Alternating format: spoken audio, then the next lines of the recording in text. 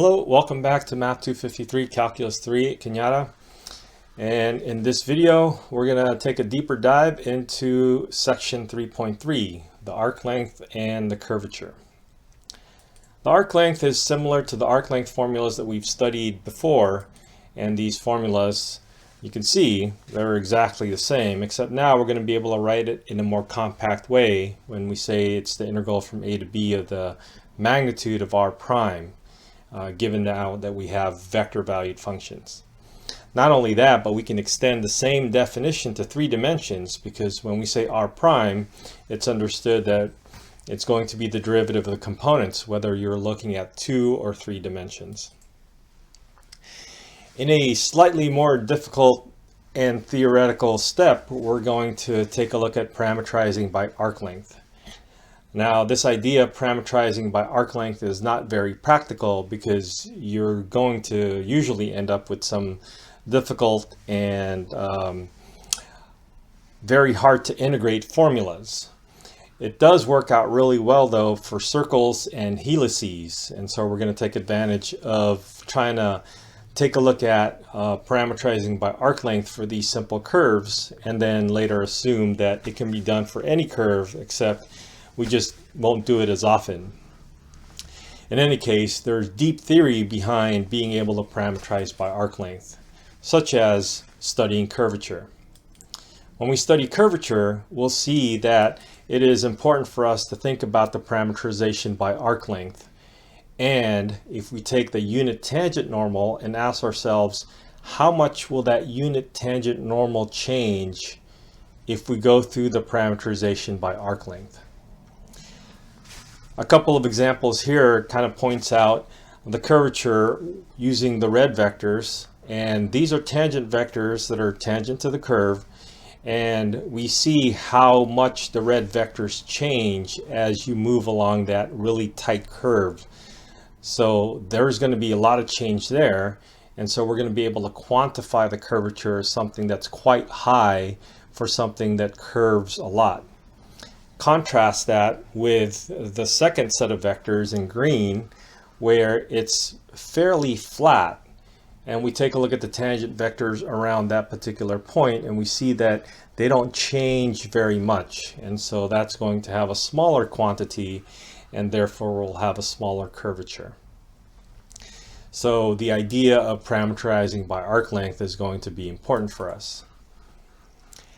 That formula is quite difficult because we're looking at the theoretical aspect of it, and so practically we want to be able to compute the arc length. And computing the arc length will, we have developed, or they have developed, some easier formulas to use to be able to compute the arc length.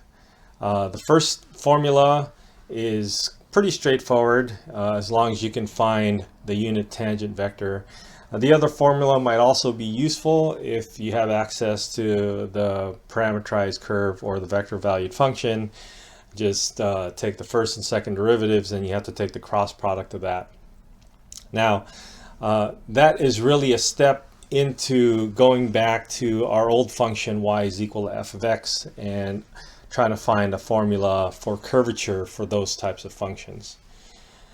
We can see that that last formula is something that we could have done back in Calculus 1. And it's really all based on the first and second derivatives and slotted into this formula. But the idea of deriving that formula back then would have been quite difficult. And so by making the connections between our first formula and our last formula, we're going to be able to go back to some of those simpler curves and find the curvatures. Finally, we're going to apply some of the ideas that we had with the unit tangent vector into a Frenet frame. A unit tangent vector, remember, is simply the tangent vector that is shrunk into unit length. And so we're going to create our unit tangent vector, and from there take the derivative to find what's called our unit normal vector. The unit normal vector will be perpendicular to the tangent vector and will also be a unit vector. Now that you have two perpendicular unit vectors in space, we can have a third one just by crossing the first two vectors, and now all of a sudden we have a set of 3 perpendicular, mutually perpendicular unit vectors. So they would act for us like the standard basis vectors, the I, J, K, except now we can find these vectors in different parts of space. And by studying the unit normal vector, we're also going to be able to take a look at what's called the osculating circle. Tying this in with the curvature, it turns out the osculating circle will have the center of the circle going along the unit normal vector, and the radius of the circle is going to be the reciprocal of the curvature.